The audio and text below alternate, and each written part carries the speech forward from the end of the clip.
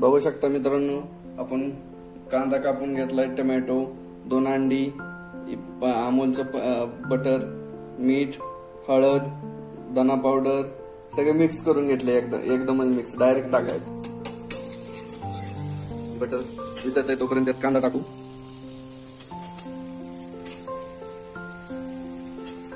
कांद्याला मस्त लाल होतो कांदा.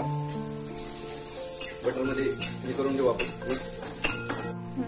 कांदा आपला आता लाल झालेला आहे. आता आपण टाकू टोमॅटो.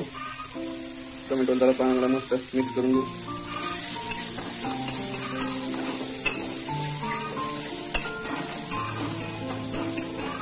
त्यानंतर त्यात टाकू थोडस कढीपत्ता.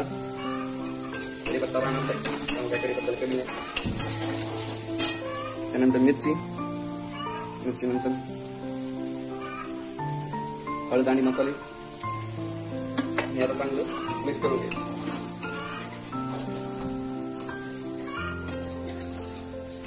बघू शकता मित्रांनो, लाल झाले दिसतं.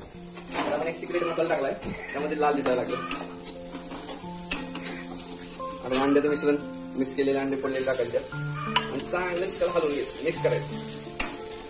मीठ आपण आधीच टाकलेलं आहे.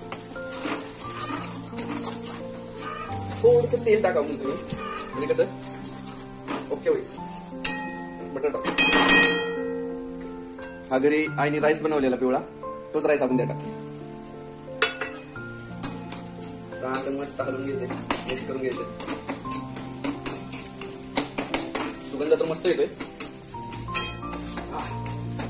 पप्पाच्या हाताने बनवण्याची मजाच काय वेगळी आहे.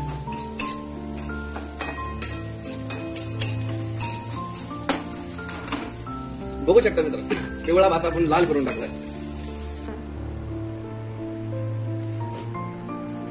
एक बघा लय वाटला.